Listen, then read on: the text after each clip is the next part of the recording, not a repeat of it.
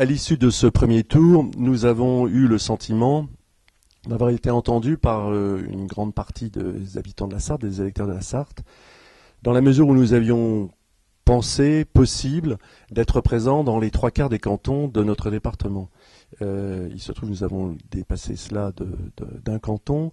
Nous sommes de ce fait extrêmement satisfaits d'avoir pu recueillir et faire la preuve, recueillir le maximum de votes et surtout faire la preuve que nous étions le premier parti en Sarthe. Ce que nous constatons, nous, c'est que traditionnellement, dans les élections de mi-mandat présidentiel, de mi-quinquennat, c'est toujours l'opposition qui recueille massivement les fruits de la désaffection du parti au pouvoir.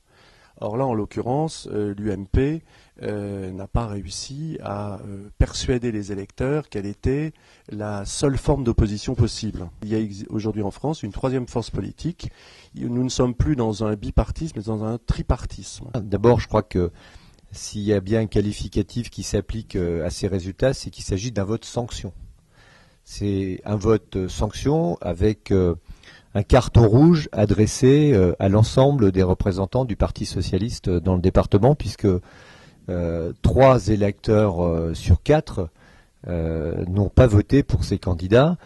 Et c'est donc très majoritairement qu'ils ont sanctionné ces représentants du Parti socialiste, à tel point d'ailleurs que dans 8 cantons sur les 21, le Parti socialiste est éliminé dès le premier tour, notamment dans 2 cantons précédemment ancrés à gauche, celui de la Suze et celui des Commois.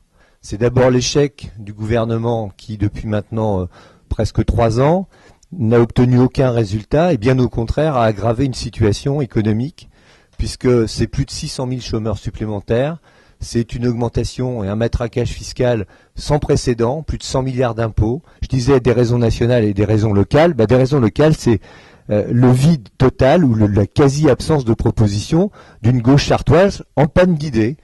Quand je regarde le programme, je vois un certain nombre de copier-coller, mais vraiment une sorte de vacuité des propositions dans ce programme départemental. Je crois qu'il était important aussi que les électrices et les électeurs sartois aient le sentiment qu'en face d'eux, il y a des propositions, qu'il y a un programme, et c'était pas le cas dans la Sarthe. Sur le bilan du premier tour, donc nous, on a une analyse beaucoup plus approfondie que ce que je viens d'entendre, puisque sur le département de la Sarthe, nous avons recueilli 27,24% des suffrages avec l'intitulé La Sarthe à gauche. Nous sommes en deuxième position puisque le Front National a obtenu un peu plus de 26% et le total de la droite obtient 36,28%. Alors si on fait les comptes de la totalité des voix de gauche, nous obtenons 35,8% des suffrages, ce qui nous met en position en coude à coude, au coude à coude avec la majorité départementale.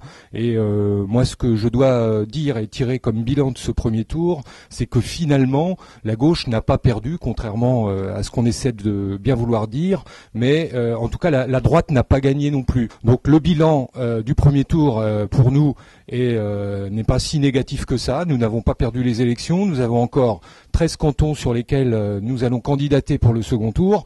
11 de ces cantons sont aujourd'hui gagnables. Nous en avons 8 à consolider et 3 sur lesquels nous pouvons encore tirer notre épingle du jeu.